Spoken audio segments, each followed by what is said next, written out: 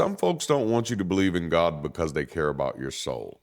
They want you to believe because they're afraid to be alone in a lie. I used to think people were trying to save me. All the urgency, the scripture dumps, the rebukes disguised as concern.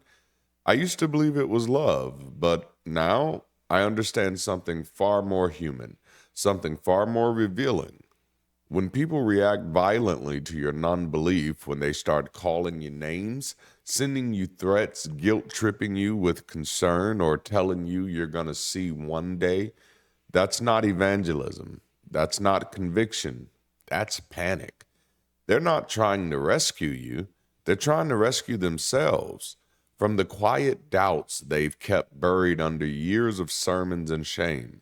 Because when you walk away and you still have peace, when you walk away and your life doesn't collapse, when you walk away and your joy is unbothered, your values still intact, your integrity still growing, you're a walking contradiction to their theology. You're living proof that freedom didn't require faith, and that realization is terrifying. So today I want to unpack what's really happening when people try to convert you after you left belief behind. Why it's really not about saving you, and why your freedom feels like betrayal to people still stuck in a belief they were told they could never question. This isn't about theology, it's about psychology. It's about emotional insecurity dressed up in holy urgency. So let's talk about it. Why people need you to believe in their God, and why it has nothing to do with God at all. So let's talk about what's actually happening. This is faith by proxy. They're not converting you to prove God's power. They're trying to convert you to reassure themselves. If you say yes, then maybe I'm not crazy. If you reject it and still thrive, it forces them to confront the fragility of their own belief. Like agents in the Matrix, they're soft coded by the system to pull you back in or attack. Belief isn't contagious, but doubt is. So when you walk away and still live with joy, purpose, peace, or clarity, you're a living contradiction to their narrative, and that contradiction terrifies them. Because if you're okay without God, maybe they don't need him either. And if they don't need him, they have to ask, why am I still sacrificing, suppressing, and submitting? So what do? They try to convert you not to save your soul, but to save their story. Because if you come back, their doubt goes quiet. If you stay gone and thrive, their internal dissonance gets louder. This is faith by proxy. They need your agreement to validate their obedience. Your nonconformity exposes their unquestioned conformity. In the Matrix, agents show up not because you're dangerous, but because you're free. And your freedom threatens the system. Religion works the same way. When you leave it and live well, you're not just an outsider, you're a glitch in the script. People who remain plugged in will either try to convert you back to try to make you match the code, or try to destroy you, eliminate the threat to the system. Their attacks aren't about theology, they're about control. And more often than not, they're about trying to rescue their narrative from your freedom. They're not evangelizing you to protect your soul. They're clinging to you like a lifeline, trying to preserve their own belief. Because if you're not lost, then maybe they've been chained this whole time, and the door was never locked. They don't trust their God to speak for himself. Let's get this straight.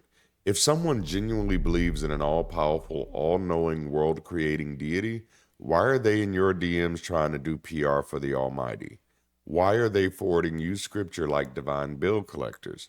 Why are they guilt tripping you like a parent trying to guilt their grown child into coming to church? It doesn't add up. If their God is real, truly real, why does he need so many marketing reps? Why doesn't he just speak for himself? Here's the deeper truth. They've prayed, they've pleaded, they've wept in the pews, they've tithed through trauma, and when they needed clarity the most, they got silence. So now they flip the script. They're doing for you what God never did for them. They don't actually trust their God to show up, so they're showing up for him. It's not conviction, it's crisis management. They're trying to cover for a deity who consistently ghosts his most loyal followers. They're not ambassadors of faith, they're emotional interns running damage control for divine absenteeism. If you truly believed in a God who loved people, spoke clearly, and had all power, wouldn't you trust him to handle one skeptic? Wouldn't you leave room for him to communicate without forcing your friends, your family, or total strangers into submission? But that's not what we see. Instead, they lecture, shame, threaten, and weaponize because somewhere deep inside they already know their God isn't showing up. So they take your non-belief personally because it's a reflection of the same silence they've learned to rationalize. They're not defending a God who speaks, they're filling in for one who doesn't. And the more you thrive without him, the more anxious they become. Not because you're lost, but because you're living proof that maybe, just maybe, they were talking to themselves this whole time. Did you know that we do more than deconstruction on this channel? Every Sunday, we host a live session for those seeking community after superstition, where we platform personal growth and community development with an intention of helping people find a better way to connect. You've probably heard me say that leaving religion shouldn't just be letting go, it should also be a getting up. In full consideration of everything our world is facing, we need more people, not less, stepping up to wrestle with people, problems, and solution. So if this kind of talk has piqued your interest, I dare you to drop in this Sunday to check out the fastest growing secular community on the globe. All right, now, let's get back to the conversation. They don't actually believe their God can defend himself. Let's call it what it is. If your God created the cosmos, parted seas, raised the dead, and apparently watches everything, why does he need a comment section warrior with a Bible in their bio to defend him?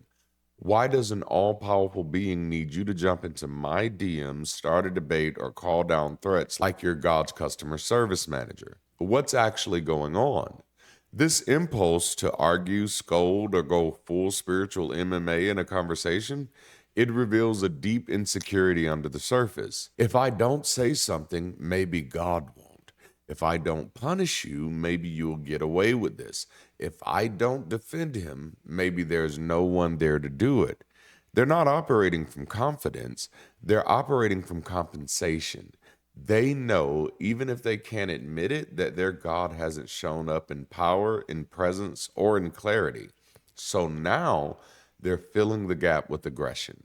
They become theological hall monitors armed with scripture and sanctimony, trying to discipline you into belief, not because God told them to, but because God hasn't said anything at all.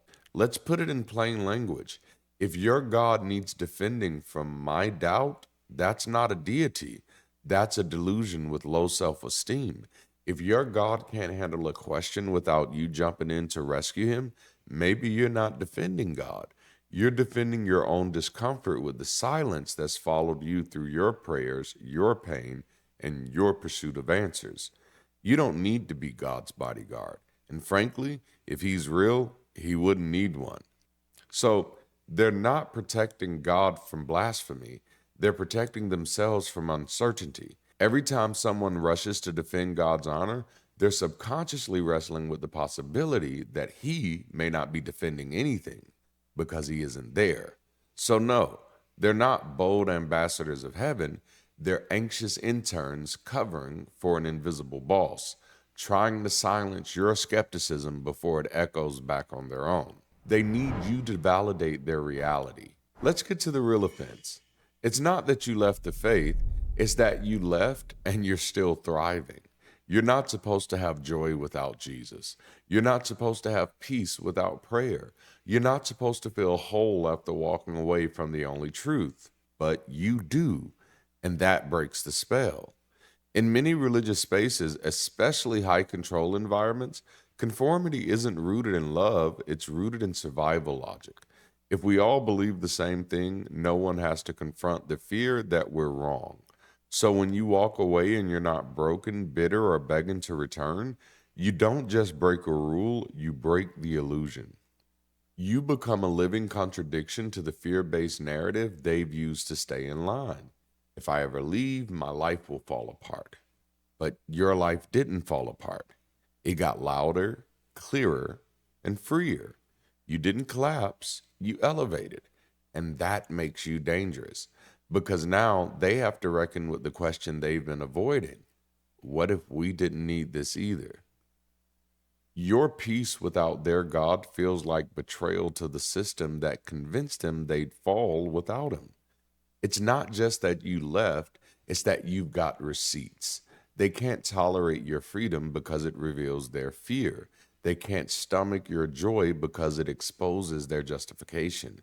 And they can't validate your journey because it would mean reevaluating everything they built their identity on.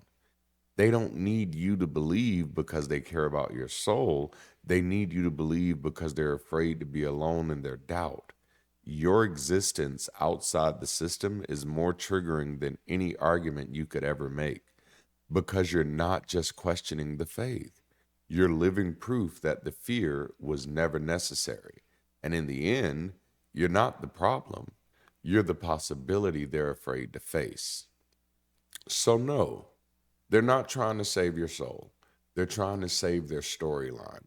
And when your joy contradicts their justification, they either have to rewrite the script or attack the character who left the stage. But here's the truth. You don't need to feel guilty for leaving a system that made you shrink. You don't need to apologize for thriving without theology. And you don't owe anyone the performance of belief just to ease their discomfort, because belief is not proof, and conformity is not clarity. They might call you lost, but deep down, it's your freedom that threatens their illusion of found. Because if you can live without the lie, maybe it was never the truth. So let them talk. Let them twist scripture and throw spiritual tantrums, but don't ever let them convince you that their fragility is your fault. You are not the danger. You're the data point. You're the proof that peace, purpose, love, joy, clarity, and conviction can all exist without a God. And if that truth shakes someone's faith, that's not your burden to carry. It's their invitation to wake the hell up. So let's build something better, not out of fear, but out of freedom, not out of shame, but out of shared humanity, not for heaven, not for hell, but for here and now. Because we don't need ancient threats to live with meaning. We don't need superstition to have compassion. And we damn sure don't need validation from belief systems that collapse under honest questions. We're done playing in the sandbox of superstition. It's time to build a better world, and we're doing it right now, together. Now listen, if you're enjoying these conversations, keep it going. Check out Why I Don't Debate Christians. Also check out my wife's video on outgrowing the box. And of course, we have our Sunday sessions every weekend and Bible study with an ex-pastor on Wednesdays. Thank you for tuning in. And until next time, keep rising.